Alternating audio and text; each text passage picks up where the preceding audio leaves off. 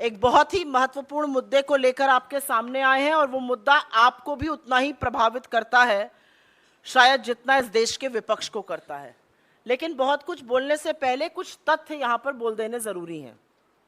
अभी अभी budget session की समाप्ति हुई है और हिंदुस्तान की राजनीति में पहली बार, आजाद हिंदुस्तान के 75 साल की राजनीति में पहली बार सत्ता पक्ष ने सदन का अवरोध किया और सत्ता पक्ष ने सदन नहीं चलने दिया और एक संयुक्त विपक्ष ने एक स्वर में इस सरकार को घेरा और एक संयुक्त विपक्ष ने जेपीसी की अडानी महाघोटाले पर बात की।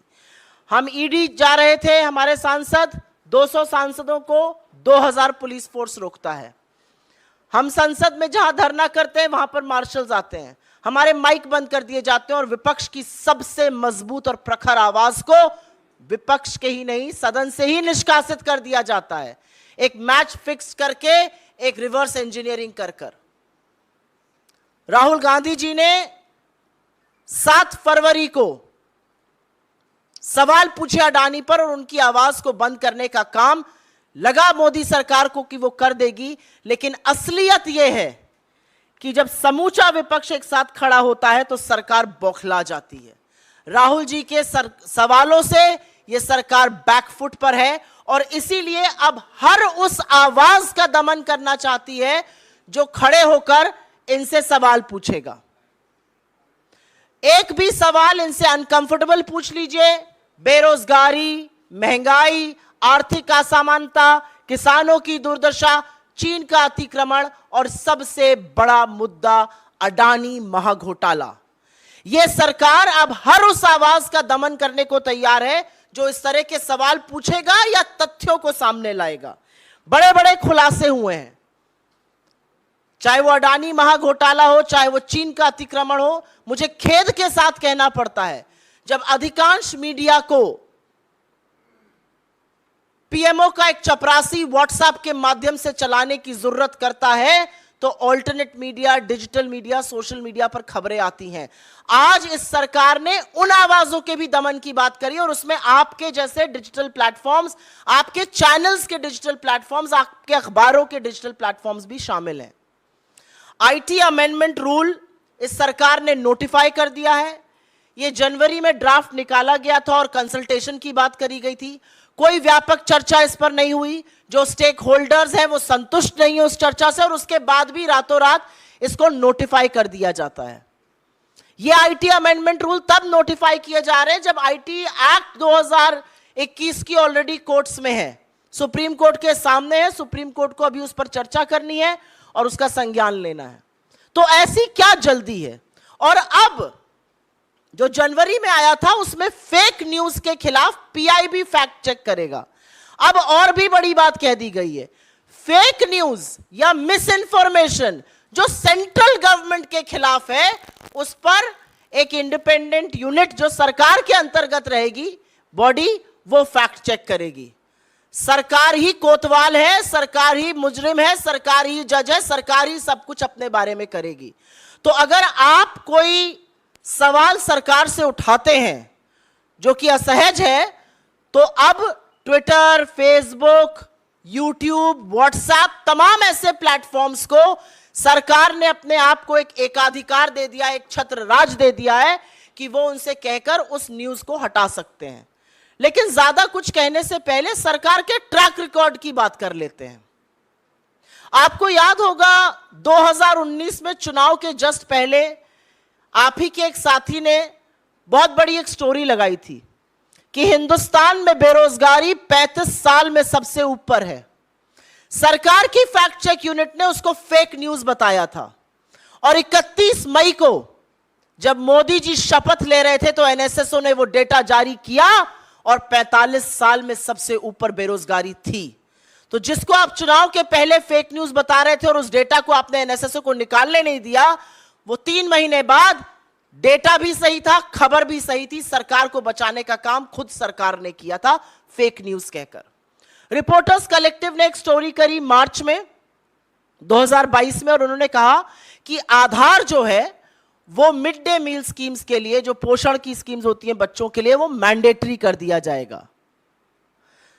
सरकार की यूनिट ने उसको जून में फेक न्यूज बताया कि ये फेक न्यूज है, और अगस्त में विमेन एंड चाइल्ड डेवलपमेंट ने एक नोटिस जारी किया और कहा कि आधार मैंडेटरी नहीं होगा।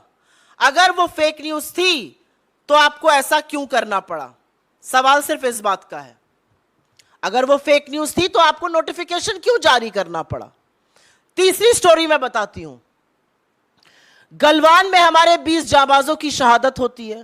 आप में से बहुत लोगों ने सोर्सेस के माध्यम से पुष्टि कराई, आपने स्टोरी चलाई कि 20 जाबाजों की शहादत हुई है, झड़प हुई है गलवान वैली में, और उस खबर को आप इस देश के सामने लाए। इस सरकार ने उसको डिनाई किया, इसको फेक न्यूज कहा गया तब तक जब तक बॉडीज वापस घर नहीं आने लगी, और फिर डिफेंस मिनिस्ट्री को अपनी वेबसाइट पर इसकी पुष्टि करनी पड़ी। तो हर जो चीज असहज रहेगी उसको आप पहले डिनाई करके फेक न्यूज कर दीजिएगा और उसके बाद उसी पर एक्शन लिया जाएगा। मुझे अभी भी याद है, यूपी में चीनी ऐप अपने फोन से हटाया जाए, ये खबर चली थी, उसको भी बोला गया था फेक न्यूज है। फिर पुष्टि सरकार नहीं करी, वहां के एडीजी नहीं करी कि नहीं ये सही खबर है। राहुल गांधी जी ने रेलवे की निजीकरण की बात करी थी भारत जोड़ो यात्रा के दौरान, उसको भी फेक न्यूज कहा गया था।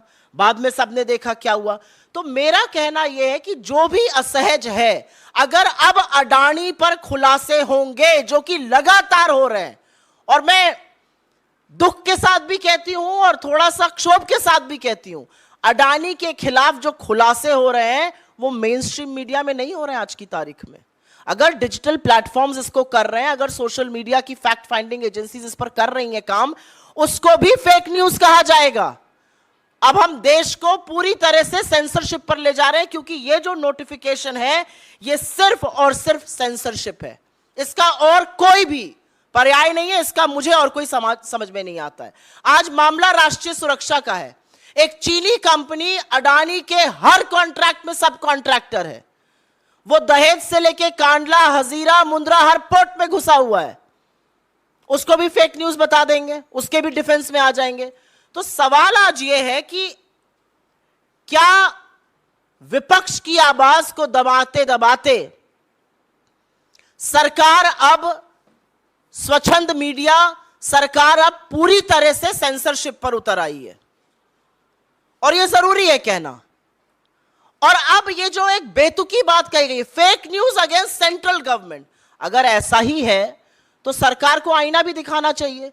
भारतीय जनता पार्टी से ज्यादा बड़ी फेक न्यूज फैक्ट्री दुनिया में कोई नहीं है, और फेक न्यूज के सरगना जितनी भारतीय जनता पार्टी की आईटी सेल के हेड और आईटी सेल के लोग हैं, उनसे बड़े कोई नहीं है। लगातार उनका झूठ पकड़ा जाता है, और हम ही नहीं, सोशल मीडिया प्लेटफॉर्म्स भी उसको वेरीफाई करते हैं कि ये मैनिपुलेटेड मीडिया है, ये आउट ऑफ कॉन्टेक्स्ट मीडिया है, ये फेक न्यूज है। झूठ फैलाने का काम इस सरकार के मंत्री करते हैं, खुद प्रधानमंत्री झूठ बोलते हैं। मैं नहीं पढ़ना चाहती किसी और विवाद में, लेकिन यह सच है कि जो विवाद इस समय प्रधानमंत्री की एजुकेशन या किसी चीज को लेकर चल रहा है, उसका जो बेडरॉक है, द इशू देयर इज कि वो झूठ बोला गया है। तो किसकी फेक न्यूज की बात करेंगे आप? एक व्यक्ति प्रशांत पटेल है, स्टैंडिंग काउंसिल है गोवा का, भाजपा का सदस्य। कल सुप्रीम कोर्ट ने उसको बोला कि आप लगातार फेक न्यूज फैलाते हैं, आप माफी मांगिए। इसके खिलाफ सरकार एक्ट करेगी। और ये जो रूल्स हैं, इनकी सबसे बड़ी खराबी ये है कि इसमें कोई भी जुडिशियल ओवरसाइट नहीं है। आपने प्लेटफॉर्म को बोल दिया, प्लेटफॉर्म को हटाना ही पड़ेगा। इसमें रेगुलेटरी मैकेनिज्म कोई नहीं है। और एक ये भी सच है कि डिजिटल प्लेटफॉर्म्स ने खुद से आगे बढ़कर एक सेल्फ रेगुलेटरी बॉडी बनाई है, जैसे कि प्रेस काउंसिल ऑफ इंडिया है, जैसे कि एनबीएसए है टीवी चैनल्स के लिए। ऐसी ही एक बॉडी उन्होंने भी बनाई है, self regulatory body. Self regulatory body बनाने की बात फैक्ट चेकर्स के लिए भी चल रही है। फैक्ट की आपको बड़ी चिंता है, लेकिन फैक्ट चेकर्स को जेल में डालना है। तो दिक्कत की बात यह है कि जब सरकार, एक हमारे शास्त्रों में कहा गया, निंदक नियरे राखिए। सरकार को ना निंदक पसंद है, ना निंदा पसंद है, ना स्पष्ट बात करने वाले पसंद है। आपको लगता है कि ये सारी चीजें करके आप विपक्ष को या इंडिपेंडेंट मीडिया को या असहज सवालों को दबा दीजिएगा, तो सच छुपाए नहीं छुपता है। ये अपने आप में एक बात है। मुझे ऐसा लगता है कि सरकार की समस्या ही यह है कि कोई सवाल ना पूछे। क्या सरकार यह जवाब दे सकती है कि Bharatiya Janata party 18,000 fake Twitter account को क्यों हैंडल करती है?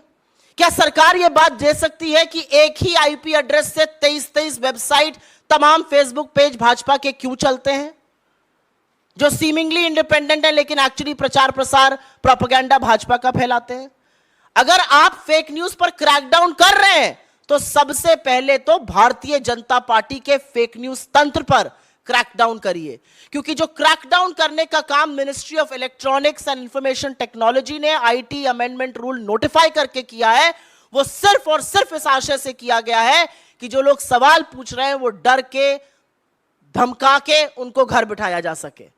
आप एक व्यक्ति को चुप करा दीजिएगा, आप दो व्यक्ति को चुप करा दीजिएगा, लेकिन आज तो जनता खड़े होकर पूछ रही है कि यह सरकार, मोदी जी और उनके सारा तंत्र आज अडानी को बचाने पर क्यों तुला हुआ है। आपके सवालों का स्वागत है। If I may just make a quick statement in English on this, the IT amendment rules have been notified by the Ministry of Electronics and Information Technology as of 2 days back. It's bizarre because these rules were put up for consultation in January. It now says that fake news against the central government will be checked by a unit of the government itself.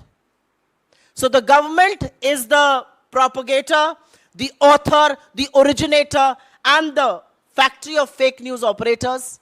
And which is why the question is the government willing to discuss issues that really matter? A budget session has just gotten over. The Adani scam, the Chinese occupation, unemployment, high prices, income inequality continue to be the raging issues of our times. What you did? You first sent police and marshals to silence the MPs. You cancelled Rahul Gandhi's membership and you believe that he's not going to talk after that. You believe that because you will suppress large sections of media, you can do that to independent digital platforms as well. You are trying to control. This is nothing but censorship and control of the World Wide Web. And every stakeholder is up against it. The social media platforms are against it. The users are against it. The media houses are against it. You read the statement of your own body, the Press Council of India, and you will figure out how draconian these rules are and how everything is being done to suppress the truth, to suppress the press. This violates India's constitution. This violates freedom of speech and expression. And more than anything else, it violates the IT Act of 2000, which is the mother law under which these amendments are being made. The uncomfortable questions, the uncomfortable truth baffles this government. They are on the back foot, and which is why they are now trying to control the World Wide Web. There have been numerous instances of a news coming, being called out as fake news by the government, and then turning out to be true. Whether it was unemployment at a 45-year high, whether it was Aadhaar being made mandatory for children, whether it was the Galwan clashes, and then of course the supreme sacrifice of our soldiers, any issue, whether it was railway privatization, whether it was Chinese app being banned, everything so far has had a pattern. Everything which is uncomfortable to the government will be called out as fake news, and then the same government will go and act in accordance with the news item. So this is a very baffling pattern.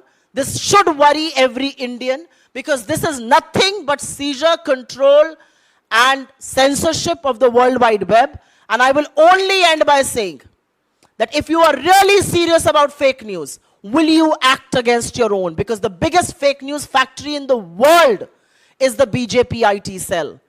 The half-truth, the complete lies, the slander, the reputation assassination that happens from that fake news factory. Statements made by the Prime Minister attributed to somebody else. Statements not made by anybody attributed to people. Are you willing to act against your own? Is the Prime Minister going to be called out for the lies that he peddles? Is the Home Minister going to be called out for the lies that he peddles? Is the BJP IT cell going to be